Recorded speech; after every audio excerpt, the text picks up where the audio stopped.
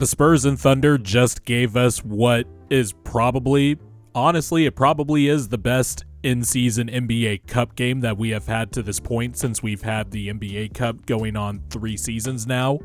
And man, what a fucking basketball game, man. It's tough to do like an overarching thing after one game, but I feel like this game in particular between these two teams, the San Antonio Spurs and the Oklahoma City Thunder, I felt like this was just more than a game given where these two teams are at. Obviously, the Thunder have been a wagon, just kicking the dog shit out of every type of team. Their defensive rating is so far ahead of everybody else's. And there was a lot of talk of, could the Thunder also just sweep the NBA Cup and then go all the way to the championship and win the trophy and be the first team to do the, cup win, NBA championship win, get those sweeps going? But the San Antonio Spurs and Victor Wembanyama said no, because we're here too. And that's sort of what I took away from this game. Well, 2 things, and they kind of go together. But the Spurs are a contender. And I know that might be early, premature to say, whatever. I just saw Victor Wembanyama be a plus 22, or a plus 21, in 20 minutes. Because to start that game, the Thunder, who are at full strength, that starting lineup that played in the finals, played for the first time together this season, tonight. And they were off to a great start. The Thunder looked like they were just going to smash the Spurs in by halftime. But when Wemby checked into the game in the second quarter, and the Spurs, edged it a little bit closer towards the end of the first, but it was still 31-20 at the end. But when Wemby came in, the Thunder's half-court offense just short-circuited so much. Players didn't want to go into the paint as aggressively. Jalen Williams had to take some funky floaters, had to stop midway between his drive and pull up midway through the paint. And Wemby was just there, altering every shot. And it just became immediately clear that Wemby's otherworldly talents, even that gives a great defense like the Oklahoma City Thunder fits. Or a great team, because the Thunder in the half court, they were short-circuiting a little bit. Once they couldn't get drives into the paint as fluidly as they normally do, they were kicking it out to rushed three-point shooting.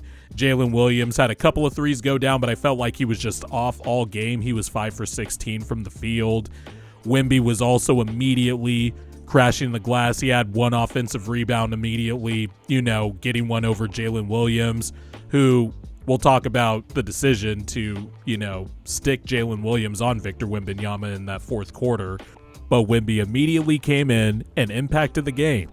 And it was also a combination of De'Aaron Fox, Stephon Castle, Devin Vassell. And it just proved another thing to me as this game was going on. And Vassell was hitting big threes. Fox was forcing turnovers, getting into the paint. Stephon Castle was finishing like crazy, like he usually does, just stronger than everybody else. Luke Cornett making big plays, getting back in transition, even though he had 2 points and was a minus 15. I felt like he had impactful plays. The Spurs were able to get more points off of forcing turnovers than the Thunder were on the other end. Even though the Thunder forced 5 more turnovers than the Spurs did, the Spurs were able to get 26 points off of turnovers.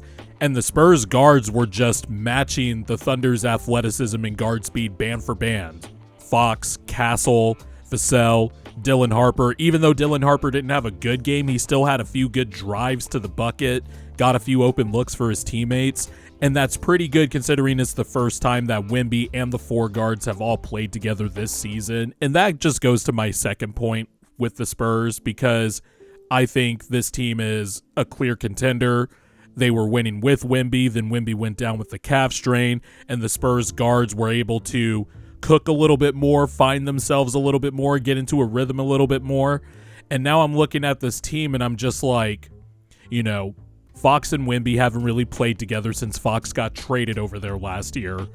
They have Stephon Castle, who is averaging 18, 5, and 7 on over 50% shooting, is big as hell, a really good defender. Devin Vassell is really important as a shooter. De'Aaron Fox is just, I know people question the fit. I don't know why, but De'Aaron Fox is a dynamic guard. My point is, the Spurs don't need to trade for Giannis. And I was one of those guys that initially was like, maybe the Spurs should trade for Giannis, but I think that was more so my sicko basketball brain wanting to see Giannis and Wemby paired together on the back line, because that would really be some terrifying horror movie shit for an opposing offense. But when you're looking at the NBA now, the Thunder, 6th youngest team in the NBA, just have guards and wings and athletic bigs and spades. You look at the Pacers, it was sort of the same thing last year before all hell broke loose with the Halliburton Achilles injury in Game 7. You look at the Knicks, they have Jalen Brunson, Josh Hart, Mikal Bridges, OG Anunoby. Karl Anthony Towns stretches the floor. Mitchell Robinson can come off the bench. The Atlanta Hawks have all these athletic wings out there. The Orlando Magic have been thriving with 3-guard lineups since their slow start to the season. It's 3-guard lineups, then one of Paolo or Franz, depending on which one's healthy, and then a center. The Boston Celtics the last few years have kind of made a formula of having a deep roster that could switch everything, and they're still providing some facsimiles of that this season, although the roster's a little bit weaker. The Spurs did the smart thing of surrounding Victor Wembanyama, who is an all-time great big, with a bunch of dynamic guards. And what have I said on this channel for the longest time, going all the way back to when I was bitching about how the Sixers were building around a second-year player in Joel Embiid? You got to pair a big man with a dynamic star perimeter player.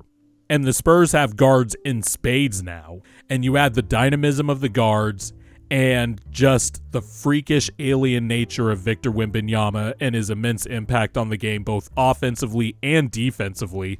Offensively, down the stretch in the fourth quarter, the Thunder were swiping. They were poking turnovers out of Victor Wembanyama. Wembanyama, I think, had 5 turnovers, but he still stayed with it. Had some big shots. Had an absurd shot over Alex Caruso to put the Spurs up 1 with 3 minutes to go, I believe, and he was looking at Alex Caruso talking shit. By the way, these two teams, I can't wait to see them play over the next few years, because it's clear, one, Chet and Victor Wembanyama don't like each other. Wembanyama blocked Chet, really just destroyed Chet on a possession, and he's had a few of those the last few years. I just think Chet is outmatched because he's basically just looking at a slightly taller and way longer version, just physical feature-wise, of himself. Like, hey, I could take advantage of people with my long arms and get around people. Oh, wait, shit, I can't get around this guy. And Victor Wembanyama has just destroyed him and has let him know about it. Chet missed some free throws in this game down the stretch when the, Spurs were fouling intentionally. And every time Chet missed, you could just hear Wemby going, yeah, walking in to the lane, grabbing the rebound after a missed free throw. Like, Victor hates this team. He hates Chet mainly, but he also just hates this team. And he's a psychotic competitor.